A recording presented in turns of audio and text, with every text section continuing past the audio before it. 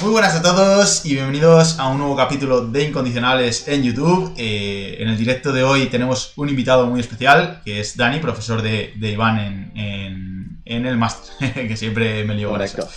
Y en el cual vamos a hablar de algo que me parece que puede ser muy interesante para todos los que os dediquéis a la psicología en general o en específico a la psicología deportiva, que es acerca de la marca personal, del marketing, de realmente el por qué o la mejor forma de encontrar trabajo y creo que va a estar muy interesante. No hemos podido contar con Fran. Tenía problemas.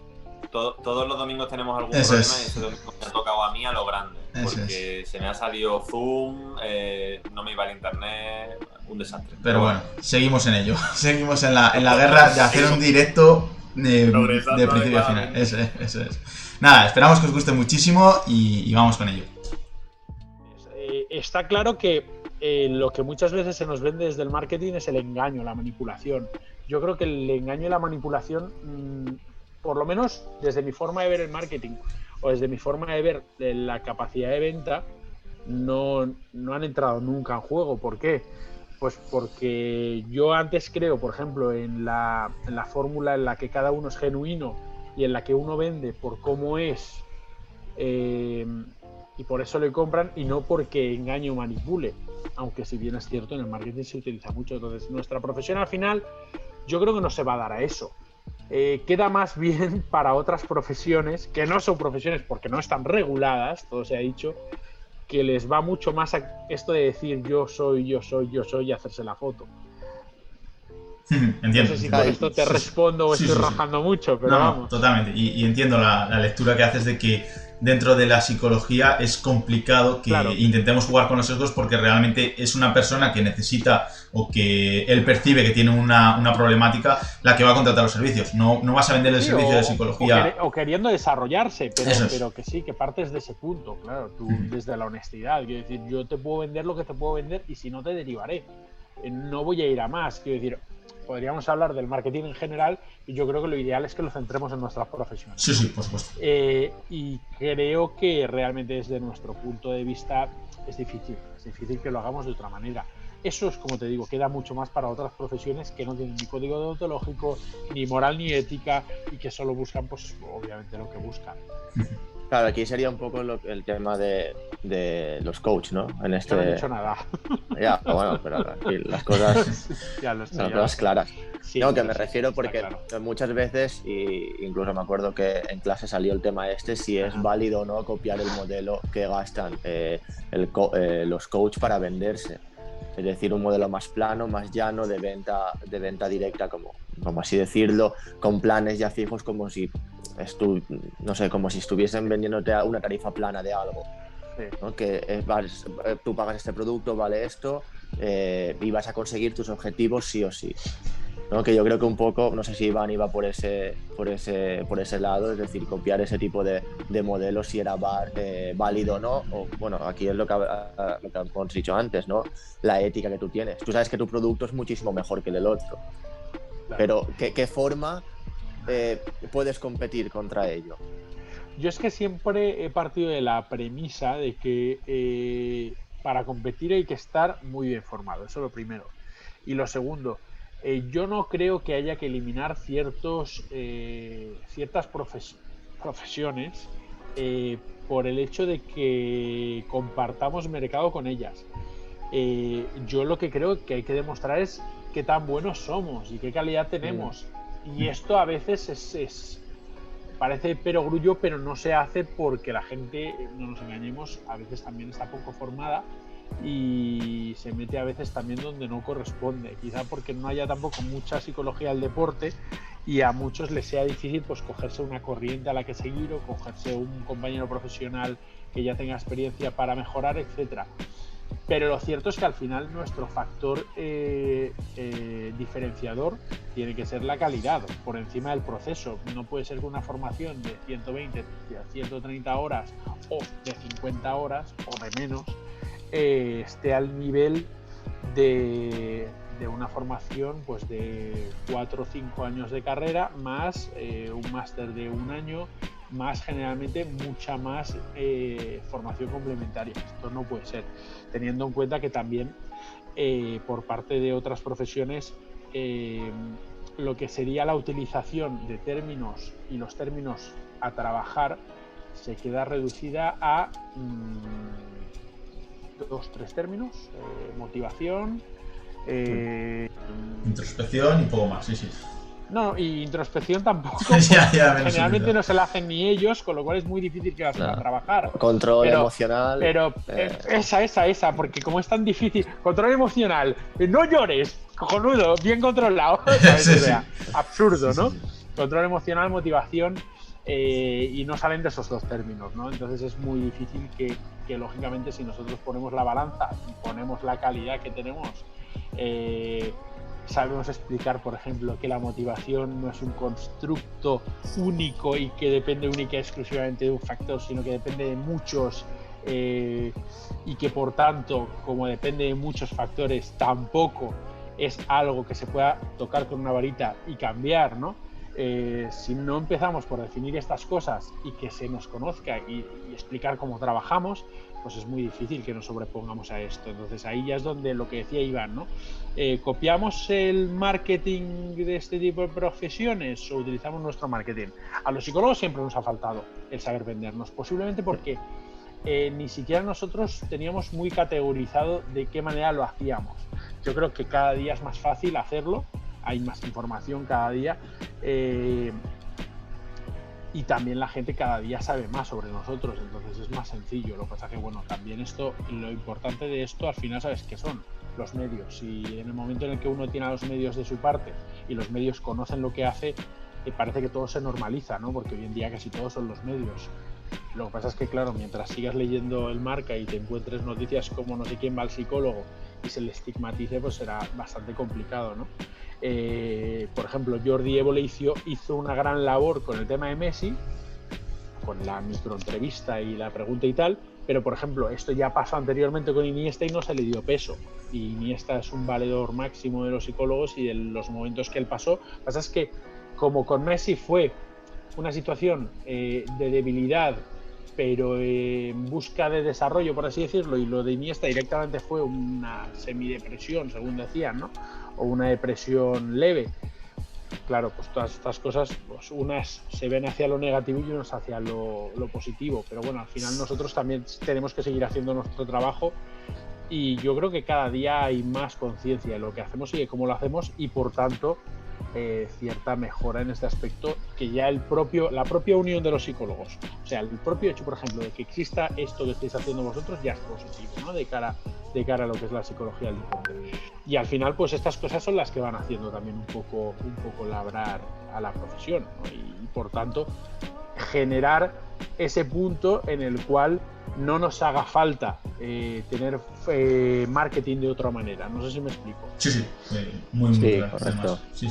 De hecho, yo era una de las preguntas que tenía apuntadas, porque nos estábamos centrando, parece que mucho en la parte de competencia, por así decirlo, dentro del mercado que puede, en el cual puede actuar un profesional de la psicología, que me ha parecido una lectura muy interesante y que comparto el hecho de que, al menos bajo mi punto de vista, no se trata tanto de intentar echar a aquellas personas que consideramos que no tienen la formación, sino demostrar o hacer valer la formación que tenemos nosotros.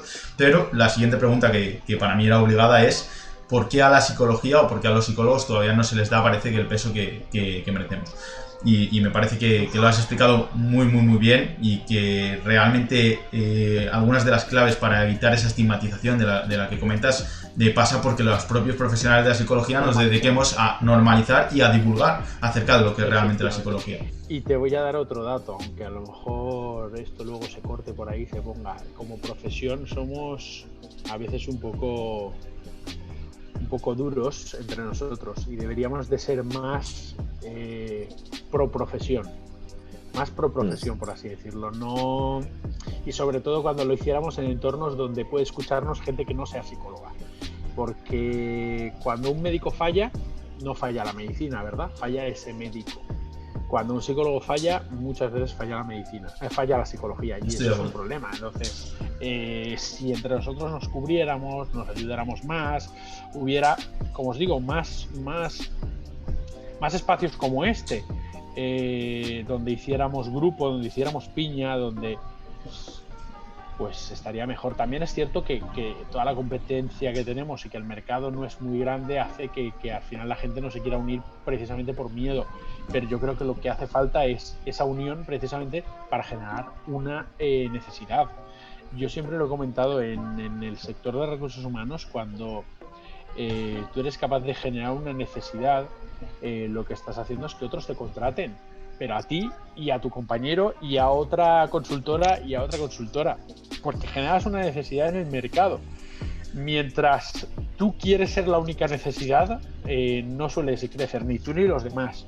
Y esto es algo que con la unión de la propia profesión tenemos que cambiar poco a poco. Yo creo que sería lo ideal que lo hiciéramos para que realmente diéramos el paso. Como crítica, también, porque a veces también hay que hacer autocrítica. Sí, sí. Y... Claro, ves mucho egoísmo dentro de este sector, en ese aspecto, de no compartir información, de no... Puede ser.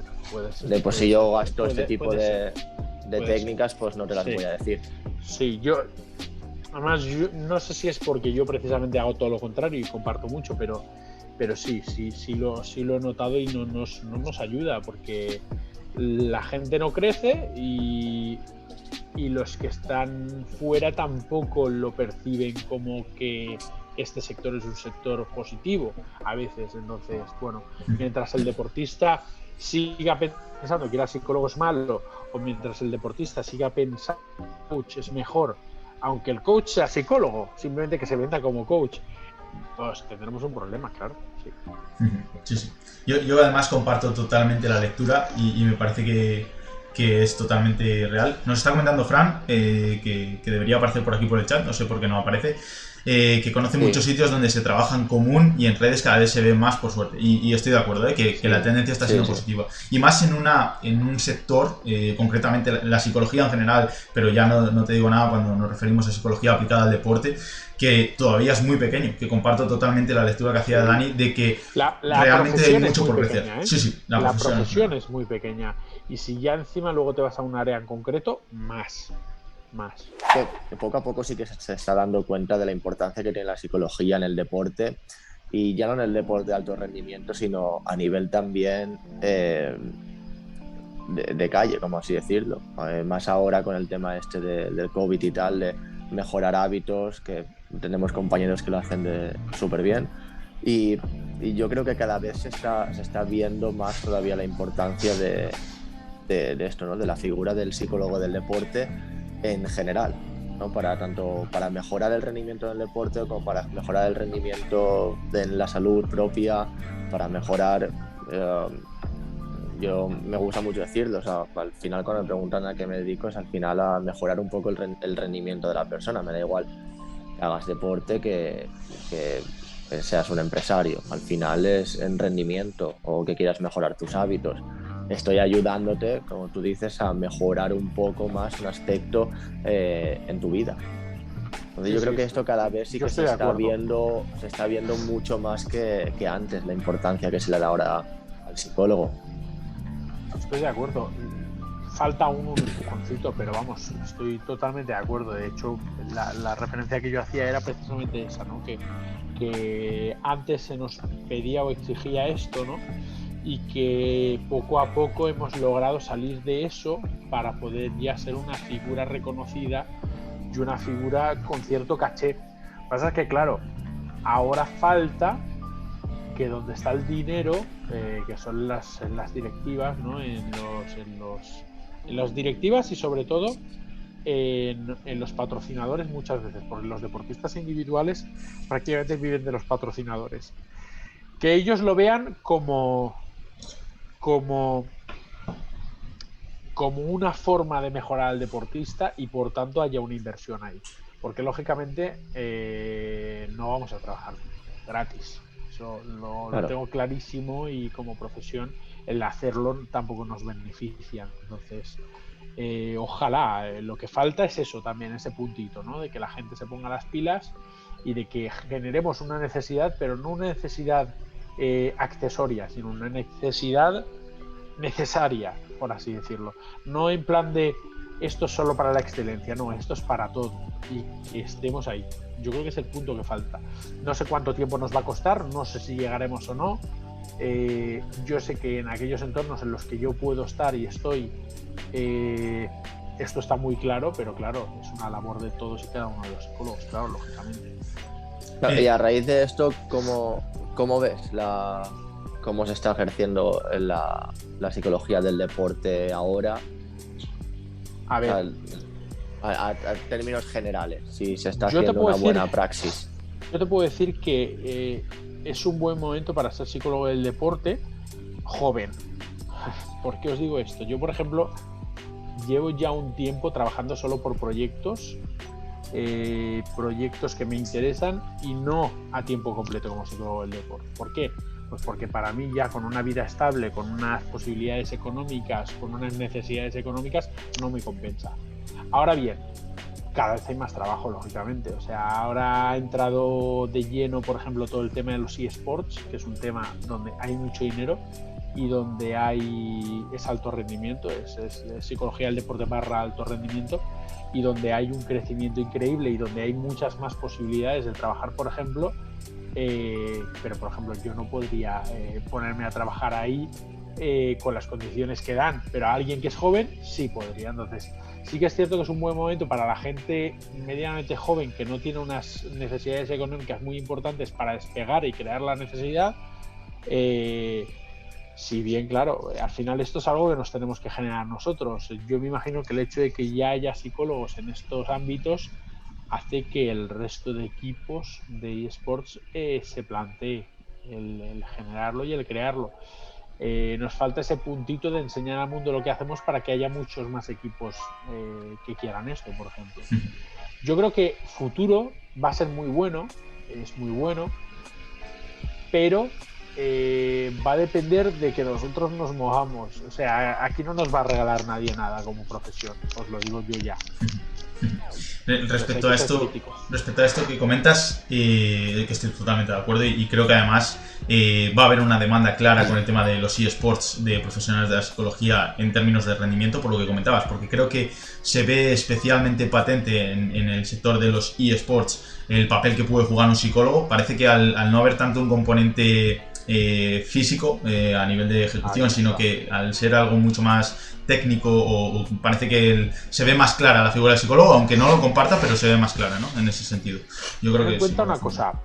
Si hablamos de un ámbito, por ejemplo, como fútbol o baloncesto, por ejemplo, ¿vale? Tú para ser futbolista o jugador de baloncesto necesitas unas condiciones atléticas X, ¿vale? Para ser jugador de eSports no necesitas esas condiciones atléticas. Prácticamente cualquiera con una muy buena práctica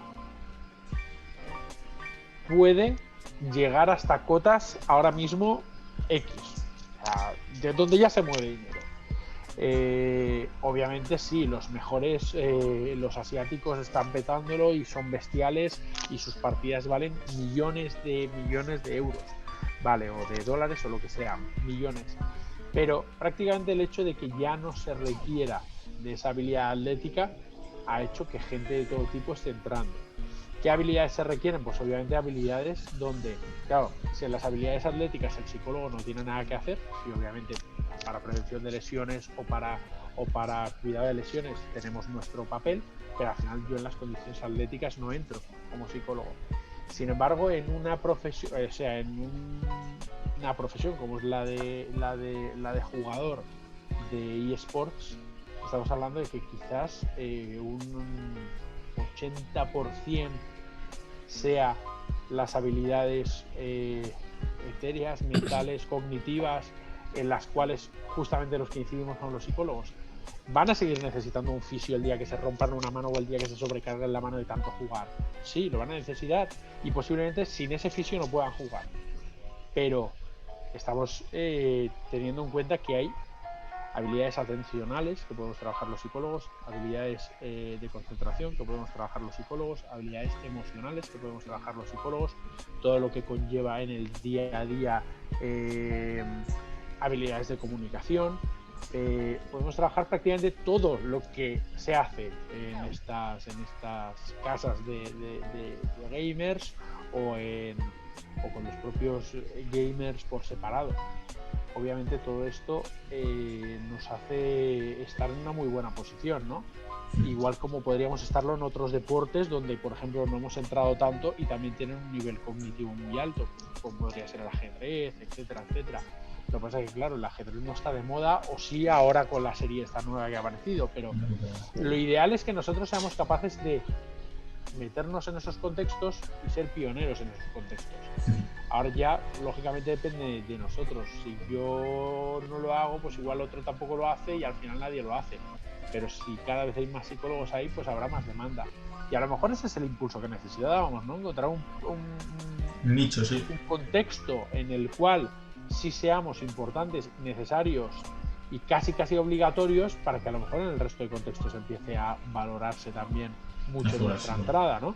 Porque al final, yo lo he hablado muchas veces con representantes, ¿cuántos deportistas o cuántos representados han quedado por el camino con unas habilidades atléticas espectaculares pero una mala cabeza? Muchos, muchísimos, teniendo en cuenta que el filtro, por ejemplo, solo de fútbol de primera división es de 1 frente a 1000, pues lógicamente, o frente a 2000 o 3000 o 4000, porque hay mucha práctica en el fútbol, pues lógicamente hay factores como el factor cognitivo, que es súper importante, o emocional. Entonces, bueno, pues quizás entrando por otros nichos tengamos más posibilidades de cara a futuro. Un poco ese profesional de la psicología deportiva centrado o especializado en un solo deporte, ¿va a ser más competente o es una solución mejor que o versus aquel profesional de la psicología deportiva que mejora mucho y conoce diferentes modalidades y tiene un abanico más amplio y por tanto mayores aprendizajes? ¿Qué opinión te merece este tema? Yo es que, ¿sabes lo que pasa? Que veo también como una utopía, se dan casos, pero veo como una utopía el profesional de la psicología del deporte que solo se dedica a un deporte o a un solo club. Lo veo como una utopía. Entonces, partiendo de la base de que lo veo como una utopía y muy pocos pueden llegar a ello, teniendo en cuenta que son muy pocos y que somos unos cuantos, te podría decir que el porcentaje es pequeño. Dicho esto, yo creo que lo importante no es... A ver, lo importante es que cuando tú llegues a un contexto hables ese mismo lenguaje, como dice Iván. Y para esto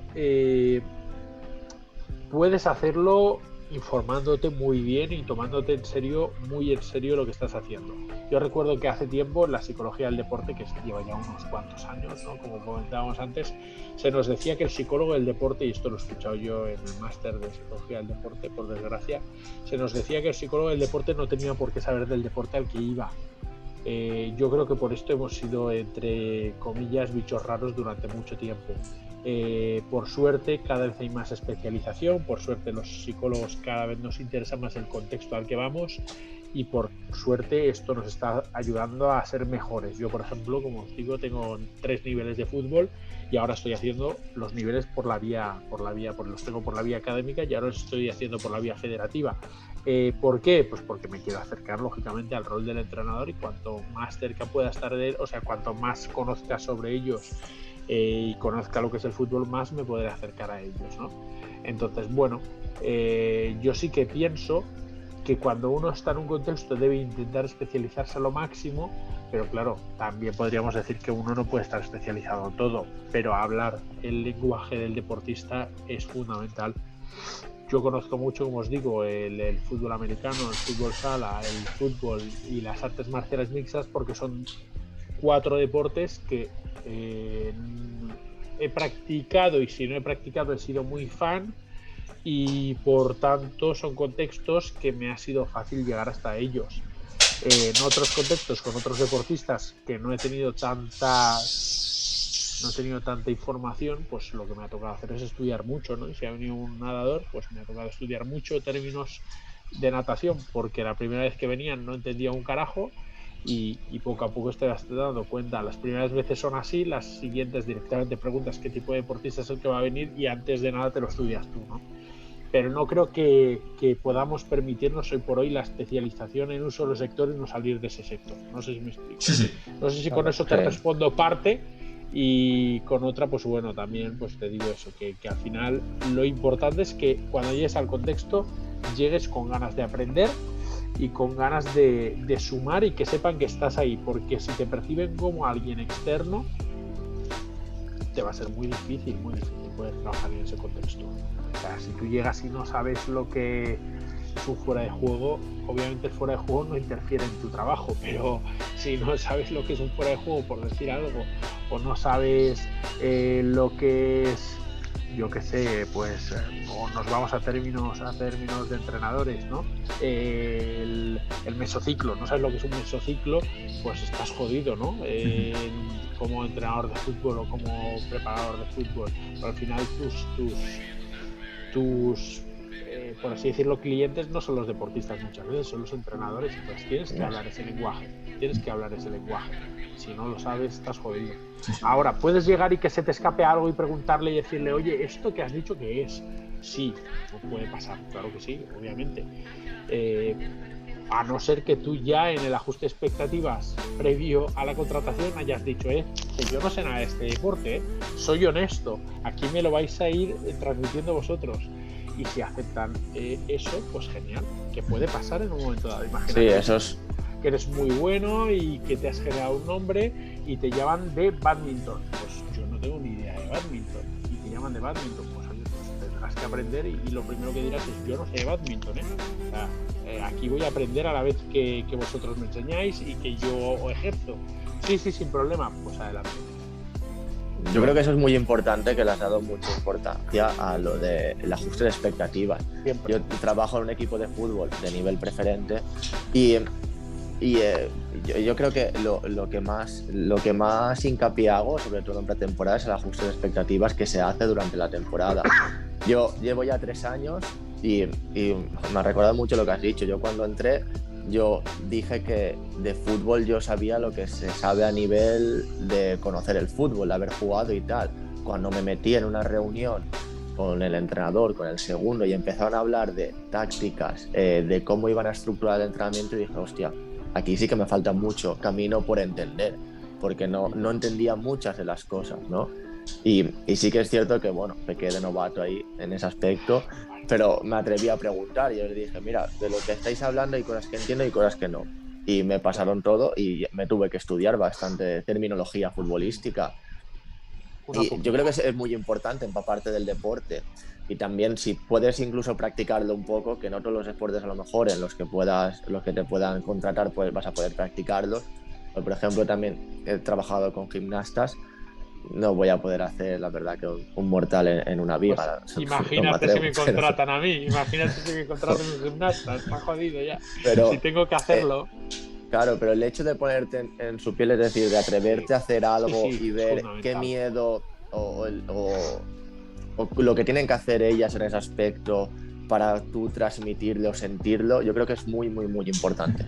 O muy incluso importante. No hacer lo mismo, ni mucho menos, pero sí que es, por lo menos, notar o sentir un poco esas sensaciones que se tienen. Lo que comentaba antes, Dani, incluso simplemente para que te perciban como cercano, para que no te perciban como un intruso o como una persona que viene de fuera. Totalmente. Sí. Así es. Bueno, Dani, no te queremos robar más tiempo, llevamos ya 1 hora y cuarto o así de directo. Yo creo que si Iván no tiene más preguntas, podemos ir cerrando por aquí, ¿no? No, yo la verdad que han salido más preguntas que de las de las que tenemos preparadas. Sí. Incluso has resuelto preguntas que te íbamos a preguntar y tú ya te has anticipado a ellas, Te has adelantado. La verdad que sí. Nada, agradecerte muchísimo, Dani, que hayas pasado aquí un rato con nosotros. Pues sí. Y decirte que la puerta está abierta y estás más que invitado a venir cuando... Vamos, volveremos a contar contigo seguro en más ocasiones. Cuando queráis. Ahí está. Seguro. Bueno, haremos una de CrossFit solo. Ahí está. Vale, gordito crossfitero entrará en juego.